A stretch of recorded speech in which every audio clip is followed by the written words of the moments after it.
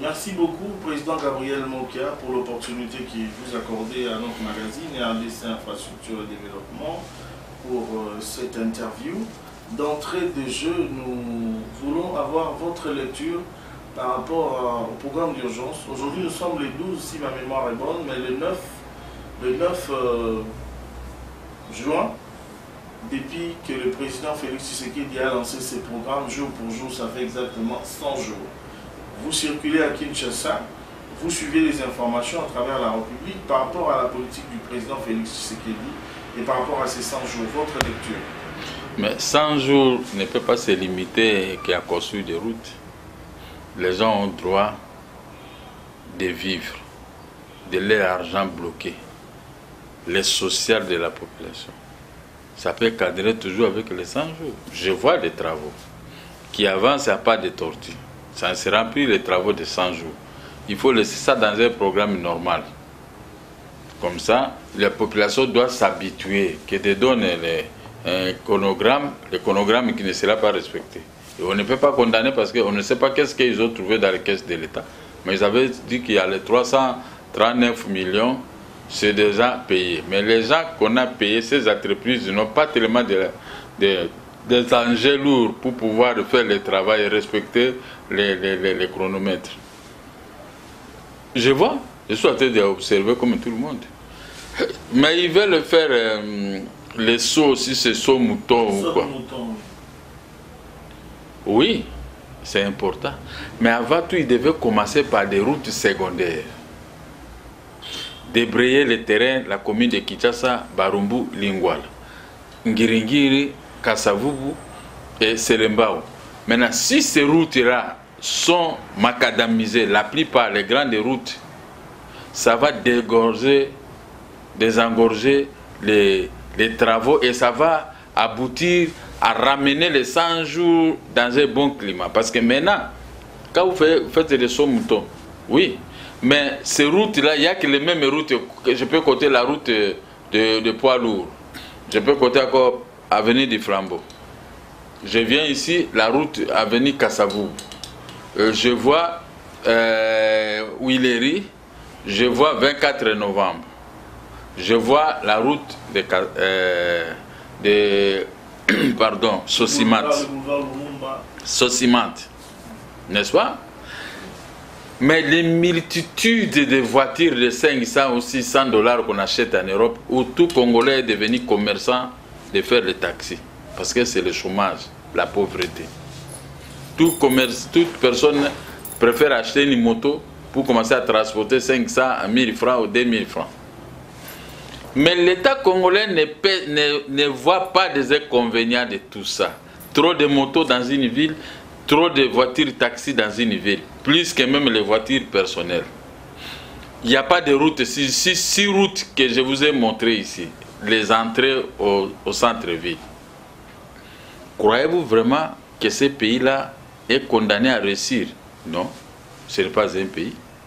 Nous avons Wangata, nous avons l'avenue Itaga, nous avons tant d'autres avenues qui pouvaient prendre la ville jusqu'à l'aéroport de Ndolo. Vous pouvez prendre jusqu'à Matongue, et prendre les avenues vers Ngunza, Makala Ngunza.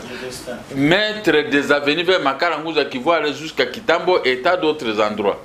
Mais quand vous nous faites confiner seulement sur quelques routes déjà existantes, c'est-à-dire qu'on est tenté de faire un travail que je n'arrive pas à le maîtriser. C'était dans le but de désengorger, de réduire les... Désengorger, il faut commencer par les routes secondaires, pas les routes de saut-mouton.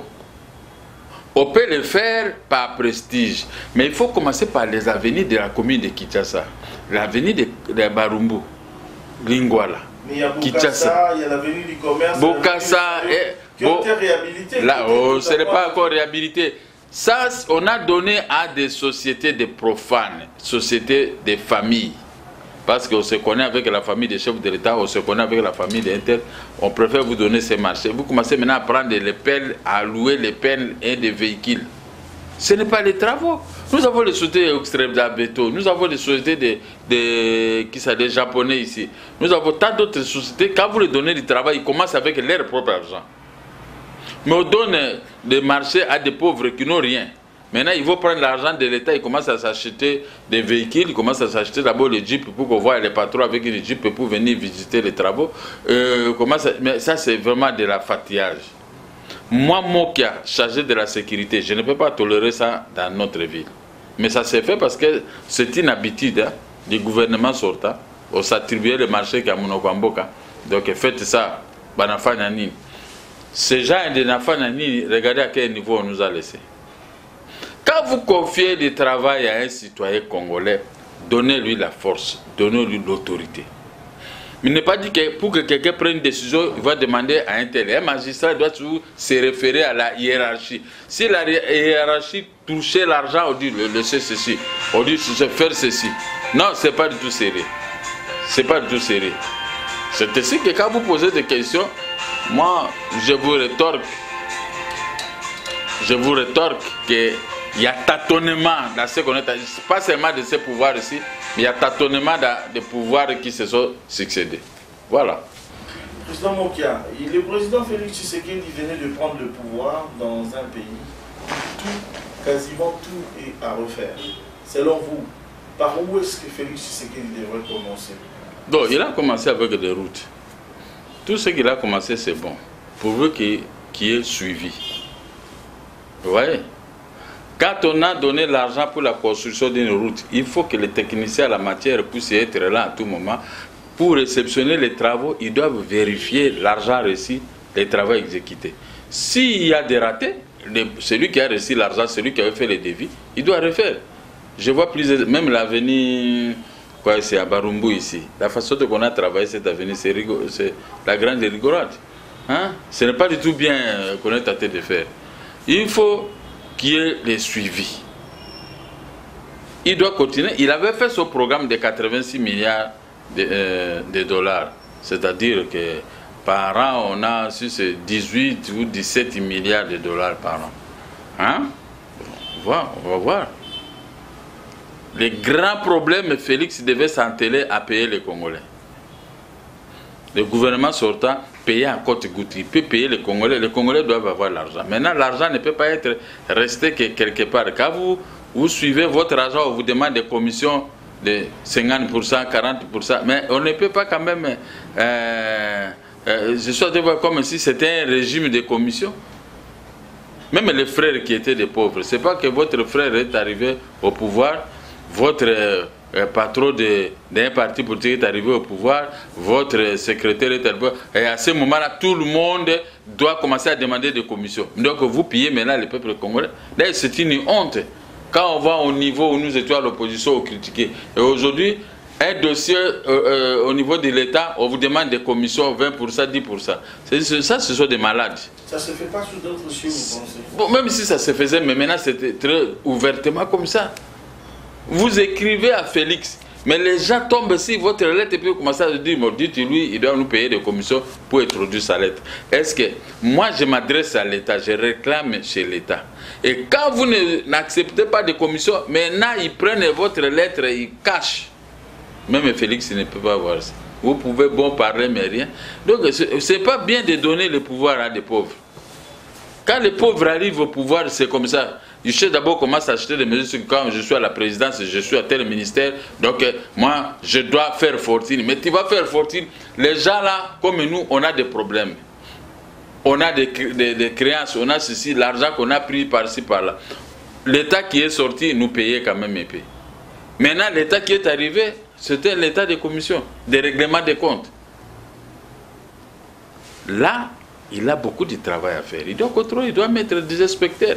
S'il trouve que dans son parti, des membres des cabinets, il faut ça, il faut les arrêter, les mettre en prison. Tous ils vont avoir peur. Quand on vous écrit, le chef vous met des annotations, les directeurs du cabinet, mais quand vous constituez à des commissionnaires. Donc on peut dire, selon vous, que aujourd'hui les 100 jours, c'est un échec, c'est pas une réussite. Pas tellement un échec. Pas tellement un échec. Mais il y a encore beaucoup de choses à faire. Parce que je ne vois pas tellement les travaux. En dehors, les panneaux pour les sauts moutons. Mais par quel mécanisme? Si on vous demandait de proposer un mécanisme, les routes viennent en première priorité. par rapport au désenclavement du pays. Vous savez, vous avez fait tout le Congo. Comment est-ce qu'il peut utiliser, quelle politique le président Félix peut utiliser? Il doit identifier d'abord les sociétés qui disposent des engins. Il ne faut pas donner les marchés des routes pour donner. Moi qui viens parce que je suis connu avec toi, vous me confiez un marché. Mais vous ne regardez même pas si j'ai une société réellement qui est fiable, qui dispose des engins. Mais quand vous donnez à Vakivac les marchés, vous allez voir que le travail va traîner. Regardez comment on nous a fait à l'avenir du commerce. J'ai demandé. C'est l'OVD qui fait ce travail. Maintenant, on a bloqué toutes les routes qui pouvaient sortir. Moi, je suis à l'avenir du travailleur. Pour sortir à l'avenir, ma sortie, c'est l'avenir du commerce. Je peux prendre comme ça pour aller à l'hôtel de ville. Mais vous savez, aujourd'hui, ils ont fait comme ça pour prendre les Congolais comme des imbéciles. Ils n'ont pas de respect des Congolais. Ils ont bloqué avec des sables toutes les avenirs secondaires. Donc, bon, moi, maintenant, pour sortir de chez moi, pour aller à l'hôtel de ville ou venir dans mon bureau ici, sur le boulevard, je dois aller dépasser Asda. Je dois aller jusqu'à Barumbu là-bas pour aller prendre l'avenue Flambeau et maintenant monter vers la ville. Alors qu'il y a des avenues, ils pouvaient arranger, laisser certains avenues, commencer à faire le travail ici. Quand vous terminez ici, et ils prennent ici, vous bloquez, vous débloquez. Donc, OVD, ce sont des canailleurs, ce sont des bandits. Ce sont des bandits, je peux vous dire, ce sont des bandits parce qu'ils n'ont pas de techniciens en la matière. Il faut savoir, comme en Europe, là on fait des routes souvent la nuit. Hein. Et ils connaissent les droits de l'homme. Au Congo, il n'y a pas de droits de l'homme. Vos droits sont bafoués par les hommes forts, par les connaissances d'un chef de l'État, d'un ministre, d'un directeur de cabinet, d'un tel. Ces gens-là, ils deviennent trop forts pour rien. Alors que l'article 12 de la Constitution nous confère, nous sommes tous égaux devant la loi. Alors où est cette égalité? Il n'y a pas d'égalité. L'inégalité maintenant qui prime dans tout ce que tu as fait. Comment vous pouvez bloquer des routes? Moi, avec les petits carburants, comment Cameroun ne nous paye pas? Ils refusent de payer les Congolais. Maintenant, avec les maigres carburants que j'ai, je dois aller jusqu'à très loin. Même les retours, ça pose des problèmes pour aller chez moi. Il n'y a pas moyen qu'à midi que je puisse aller manger. Non. Je préfère prendre les petits cocos que j'ai. Je vais aller déposer chez le papa bon marché et retourner ici. Parce que si je vais aller entrer chez moi, je peux faire des heures du temps, je suis dans les bouchons là, tout près de ma maison. Vous comprenez? Je suis dans... C'est quel genre de travail? On confie quel genre de travail aux gens? Des gens qui n'aiment pas les Congolais.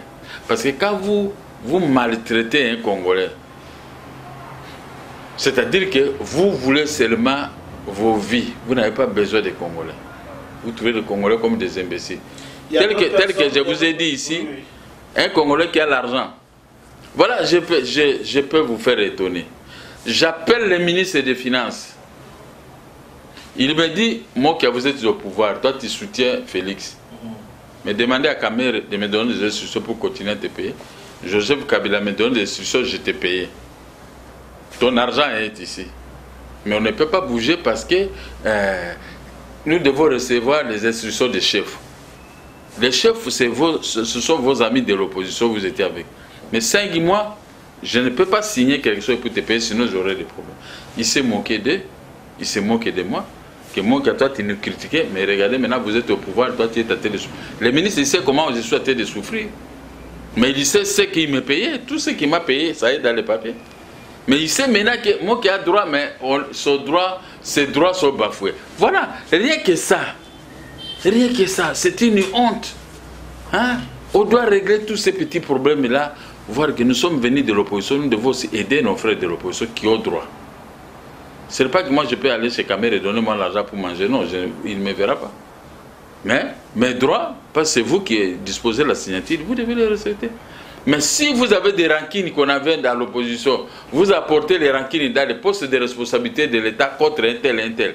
Ça, on appelle ça démoniaque. Là, peut-être c'est dû par rapport à vos antécédents entre tels... Bon, même si, moi, si j'ai des antécédents, oui. Même si j'ai disputé une femme, on s'est disputé de l'argent, on s'est chamaillé, on s'est jeté des pierres. Mais si moi, que j'occupe un poste public, c'est un poste qui doit vous faire, qui doit vous être favorable. À lui. Pas gérer par passion. Non, je vais gérer correctement, conformément aux lois. je ne peux pas voir ta figure, mais je vous rends le service parce que c'est l'État.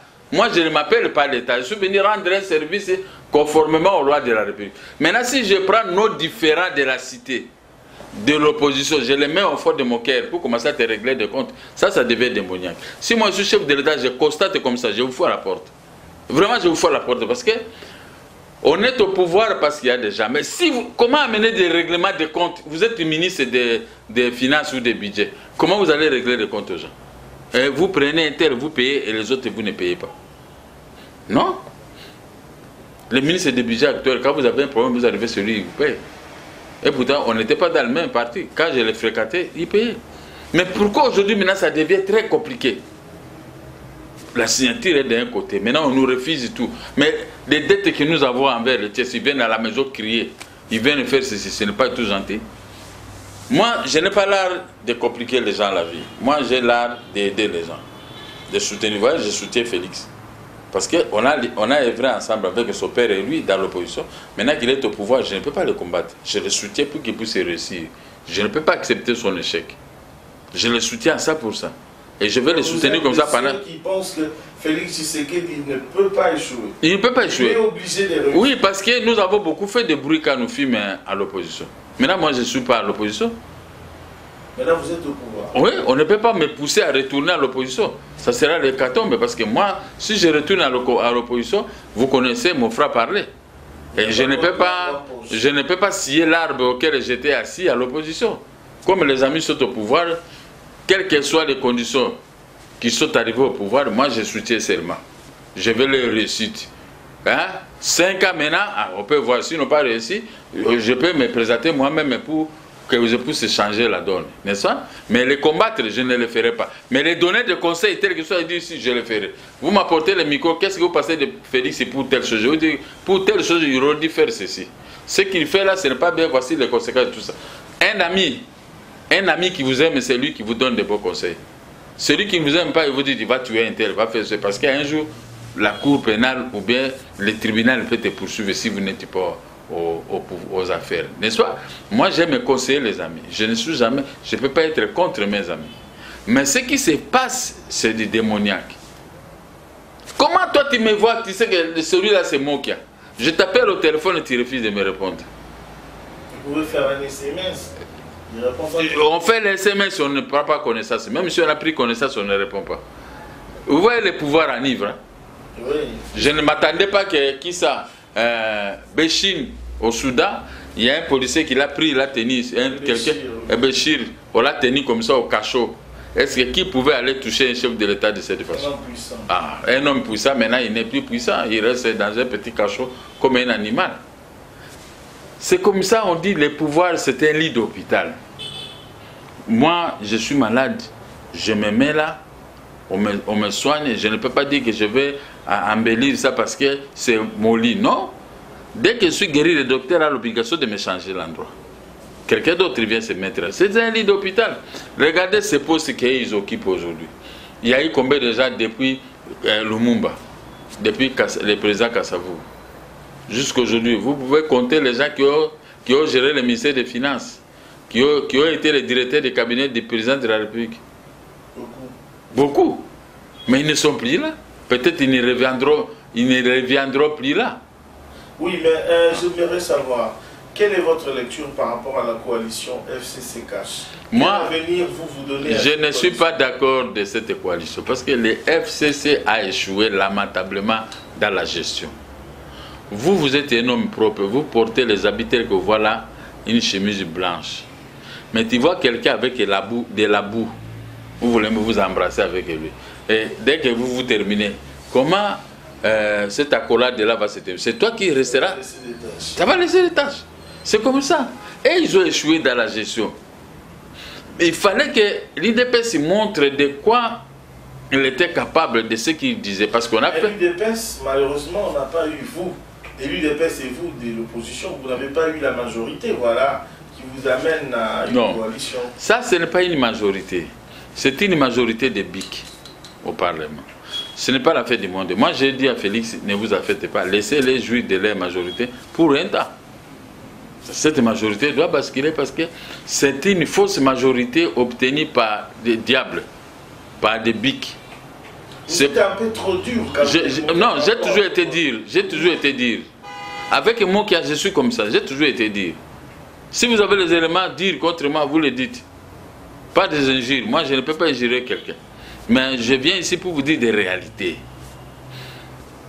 C'est rester les habits sales, les tremper dans l'eau propre. Vous savez ce que ça donne? Quand vous essayez Une mauvaise odeur. Alors, c'est comme ça. Maintenant, ils se disputent entre eux. Ils se disputent quoi? Rien que pour former un gouvernement. 5 mois. C'est-à-dire, ce sont des gens qui n'étaient pas préparés tous. La majorité qui est sortie, c'était une majorité de la haine contre les Congolais. C'est pourquoi ils sont tentés de voir que si Félix va réussir, ils ne veulent pas que les gens disent, voyez, Félix a réussi, il a réussi, les autres, ils nous trompent. Maintenant, il faut que tout le monde puisse tomber dans le même trou. C'est pourquoi ils sont tentés d'attirer Félix vers les trous. Alors, qu'est-ce qu'il doit faire? Parce que il doit s'en débarrasser. Il y a 6 mois déjà, passé comme il ça, doit s'en débarrasser. Le pays a besoin de se développer. Il doit s'en débarrasser. Il a tous les moyens possibles, des droits. Il peut s'en débarrasser. Le Premier ministre Njala, quel profil pour le prochain gouvernement? Bon, je ne sais pas. Je ne sais pas, je ne peux pas dicter ce qu'ils peuvent. Ils ont fait une coalition entre eux, je ne sais pas comment ils vont s'en sortir. Ça y est même de chercher le profil. Nous, moi, je n'entre pas dans les histoires. S'ils m'amènent, ils m'appellent pour que je puisse prester là-bas, tant mieux. S'ils ne m'appellent pas, tant mieux.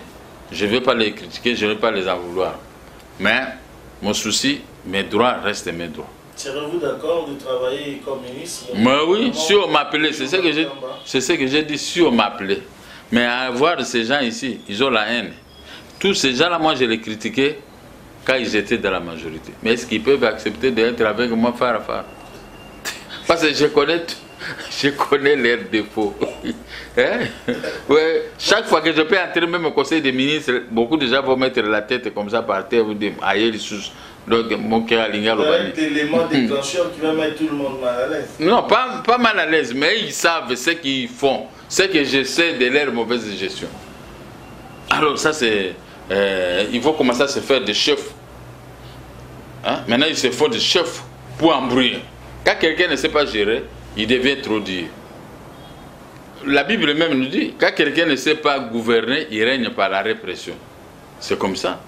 Hein? Il y a une question qui me vient en esprit maintenant, Gabriel Mokia. Le Congo, aujourd'hui, avec l'ancien régime, il y a eu beaucoup d'impunité, beaucoup de personnes qui ont l'argent du FPI. Mais nous avons vu le président Félix Tshisekedi inaugurer un pont de 200 000 $, qui a coûté 200 000 $, 25 jours, un autre pont de 700 000 $. Avec 900 000 $, on a pu désengorger et faire quelque chose dans la province orientale, l'ancienne province orientale. Mais aujourd'hui, il y a beaucoup de gens qui continuent. Robert Minako, il y en a plein. L'argent du FPI. Par rapport à ça, votre lecture? Mais quand vous avez pris un crédit à la banque doit te poursuivre par tous les moyens possibles.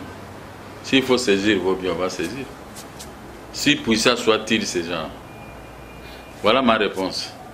Moi, j'ai travaillé qu'avec les banques. Tout ce que j'ai eu dans la vie, c'est qu'avec les banques. Mais j'ai remboursé, je n'ai pas de dette dans les banques. Si je peux avoir 5 000 $, 6 000 $ dans une banque, les crédits, mais ça c'est rien. Parce que je vais finir toujours par verser même 100 000 $ un jour et je peux éponger les crédits. Mais comme eux, ils ont pris l'argent quand ils avaient la force, au lieu de donner l'argent aux opérateurs économiques réels pour apporter la marchandise et vendre et payer les taxes à l'État, et ils donnent à la politique. Voici les conséquences de la politique.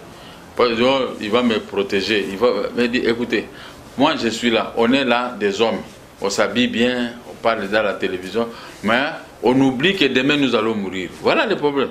Mais à la fin du compte, la mort arrive quand même à frapper. C'est la même chose. Quand on est au pouvoir, on a pris les crédits, on ne va pas rembourser, mais un jour le pouvoir va terminer. Tu vas rester un citoyen comme un Mokia, simple, mais tu seras poursuivable. Maintenant, il s'accroche, député, Inter, parce que pour que vous arrêtez, il faut l'État de faire lever des immunités. Votre cas ne va pas accepter qu'on puisse lever l'immunité. Donc maintenant, tu es protégé par une fausse loi. Ces genres de pratiques doivent être bannis dans notre pays, messieurs les journalistes. Moi, j'avais dit à Félix, voyez, moi je suis ici, donnez-moi la vice-primature. vice-primature chargé de la défense et sécurité du territoire et ordre public. Je vais mettre l'ordre public dans tout, dans les affaires et partout et tout, dans la police, dans tout. Donc l'ordre public il va régner. Maintenant les gens vont le voir, oh non, il ne faut pas donner à Mokia, il doit envahir les Rwandais et Ouganda. Voilà. Maintenant, moi si vous avez un homme fort qui protège les paysans, les planteurs, les Congolais qui travaillent on fait fond du pays pour qu'ils puissent produire davantage pour l'intérêt de la Banque centrale. Est-ce que c'est un mauvais type? Non. Je peux être un mauvais type si je vais travailler contre les Congolais et en train de tuer les Congolais. Mais si je vais mettre barrage pour qu'aucun Congolais ne puisse mourir, ta femme peut aller cultiver au champ, elle ne doit pas être violée ni menacée. Elle rentre, toi-même tu vas là-bas, tu rentres. C'est ça qu'on appelle la paix, non? La paix sociale. Et quand vous produisez, vous n'allez pas commencer à mendier de l'argent parce que avec votre production, vous vendez, vous êtes toujours en forme, scolariser les enfants, voyager, faire ceci, s'acheter des vêtements. Et très bien. Et commencer des fois à réparer une route avec votre argent. Et l'autre répare, la concurrence, tu vois, une route qui était impraticable, les villageois et même ils ont réparé avant que l'État vienne. Qu'est-ce qui est de mal là-dedans? Mais tout ça, il faut être des gens comme nous, qui ont fait des pratiques sur le terrain, pas des théories, pratiques sur le terrain, parce que j'étais un opérateur économique des secteurs café, caoutchouc, cacao, transit maritime. Donc je connais les difficultés du pays.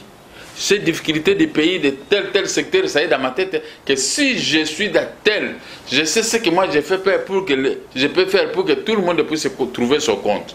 Quand quelqu'un a un chômeur, je le prends. Je prends 500 personnes, je les ramène dans un coin. On donne des possibilités, commence à produire. Ils vendent librement leurs marchandises. Le type arrive à Kinshasa, il achète une Jeep. Toi, tu crois que si tu veux l'amener encore ici, il va commencer à accepter. Pas ici que là, moi, je vais devenir millionnaire. Toi, lui, l'autre, moi et tout ça. Maintenant, les gens qui étaient dans les grands avenirs à te demander, maintenant, tous, ils se transforment en planteurs, en ceci opérateur économique. Mais c'est le développement et l'État congolais est derrière ces gens pour commencer à tirer ses dividendes. À tous. C'est comme ça l'Europe. L'Europe, on ne paye pas des taxes de 1 million. Non. Il y a que des pays de 100 euros, 50 euros, infraction aussi. Mais quand vous comptabilisez par semaine, c'est que l'État taxe. Vous avez des milliards. Vous comptabilisez par semaine, vous comptabilisez par mois, vous comptabilisez par an. On dit que telle commune a 10 milliards d'euros. Mais quand vous regardez même la commune de Barumbu et d'autres, est-ce que vous trouvez même 10 000 $ dans leur compte? Est-ce que ces communes ont même des comptes à banque? Des organisations de l'homme noir, des organisations, une commune qui a autant de monde, mais qui n'a pas un compte à banque. Comment vous pouvez, nous sommes des FCC, vous êtes pour remplir? Oui, vous mettez vos gens, mais est-ce quelle est leur capacité de production? Parce que la commune doit produire. Quand il y a un trou, la commune peut venir des Congolais de l'étranger. C'est-à-dire qu'un enfant qui est né aujourd'hui à Missouri ou le pays de Poutine, dès jours il sera enregistré ici chez nous dans ces méga ministères. On peut facilement compter combien de nombre de Congolais que nous avons à l'étranger. Et ils ont créé directement un ministère des Congolais de l'étranger, mais vous connaissez la finalité. Un vice-ministère des Congolais de l'étranger. Vous connaissez la finalité. C'est-à-dire que, comme on dit, mais quand vous prenez mes idées, mais il faut toujours des forces m'associer pour que je vous dise ce que vous pouvez faire. Ne le faites pas seulement parce que l'opposant a dit que vous sautez, parce que vos médias ici trompent beaucoup, même le gouvernement. Moi, je dis quelque chose et ils prennent ça, mais l'exécution pose des problèmes. Alors, c'est pourquoi je regarde. Gratuité de l'enseignement primaire et secondaire, or que ce n'est même pas quelque chose de grave. Vous inventoriez les écoles, les besoins de ces écoles, petit à petit vous pouvez le faire. Maintenant, quel est le grand problème? C'est mieux de donner les subsides de l'État à ces écoles. Payer bien les professeurs, les moniteurs. En payant ces gens, il faut transmettre leurs connaissances sans demander l'argent aux petits garçons. Et les moniteurs, la façon dont il est habillé, même à l'intérieur, les petits enfants ils vont s'adapter. Mais quand un moniteur est mal habillé, ces jeunes déjà trouvent que quand je vais terminer les études, je serai maintenant comme lui. Mais c'est trop vilain. Vous comprenez? Moi, ça me fait de la peine. Ça me fait de la peine. Et comme j'ai compris On ne peut pas combattre le gouvernement comme ça, il faut seulement donner le conseil du matin au soir au gouvernement. Les médias officiels, il faut toujours nous chercher de temps en temps. Vous écoutez ce qui sort de ma bouche, peut-être avec vous, et il faut suivre ça, que de suivre les médias secondaires, alors ces gens-là parlent comme ça. Comme je suis passé chez vous, je crois que peut-être l'autorité peut comprendre, prendre quelqu'un, pas tout prendre de ce que j'ai dit, mais prendre les nécessaires. Mettez ça d'application. Là où vous avez des complications, posez-moi la question. Moi, je ne dois pas aller me vanter à la télévision. D'ailleurs, ils m'ont dit non. C'est pour l'intérêt général. Que vous vous vantez beaucoup. Gabriel Mokia, c'est l'homme parfait. Lui, il connaît tout, il maîtrise. Mais je vais vous montrer. Je vais vous montrer, voilà, ici, ceci, ici, à cachette. Vous le faites. Si vous le faites très bien, je serai le premier à commencer à te donner des éloges dans les médias. Et il y a quelqu'un qui m'a dit même que Gabriel Mokia, c'est un Moulouba, mais qui est né par hasard dans l'Équateur. Mais si je suis un Moulouba, un vrai Moulouba, dans le bon sens, parce que je donne que des idées. Moi, je vous donne des idées de ce que moi j'ai pratiqué. Okay. Et là où j'ai fait une réussite. Mais si je suis qu'un Moulouba, avare, vantard et tout ça, ça ce n'est pas un bon Moulouba. Vous voyez, nous avons suivi les Balouba ici. On disait que si les Balouba sont au pouvoir, ils vont nous arracher toutes les maisons. Mais ils sont au pouvoir. Je n'ai pas vu en route un Moulouba qui sort pour donner un coup gratuitement à un Congolais. Donc la situation est normale, même avec les Balouba là qu'on craignait, rien du tout. Ce sont les beaux kilos. Moi, je n'arrive pas à voir ce qu'un Moulouba fait. Il va brûler une maison d'autrui. Non, mon frère est chef de l'État, je ne vois pas ça. Ceux qui faisaient des choses à Cana ici, ce sont les gens de la majorité qui sont sortis, les soyez d'ici. Et ils ont mis les pays en moule. Donc quand vous les critiquez, vous êtes en prison. Mais ils ont fait des mauvaises... Votre propre maison, on vient, on vous arrache. Vous savez, moi j'ai des arrêts de la Cour de cassation. Mais je ne peux pas exécuter parce que ceux qui ont acheté, ce sont des soyez. Ils se sont coalisés pour acheter mes maisons, alors que ce sont mes maisons qu'ils vont aller acheter. Parce qu'ils ont la force, ils utilisent les forces. Mais si un Moulouba ben... Vous dérangez peut-être parce que, à vous dire, vous dérangez les pouvoirs d'hier, beaucoup. Mais non, je les donnais des conseils tels que j'ai dit à Félix ici. J'ai dérangé. Prenez ce qui est bon. C'est pas tout le monde qui aime le conseil, M. Mokia. Ah! Oui.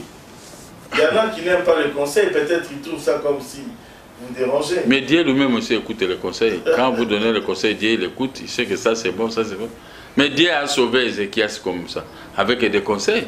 Hein? Ézéchias, quand il a dit à Dieu, vous voulez me tuer? Prophète, dites à Dieu, il veut me tuer. Mais chaque fois qu'on construisait les églises, moi j'ai donné de l'argent.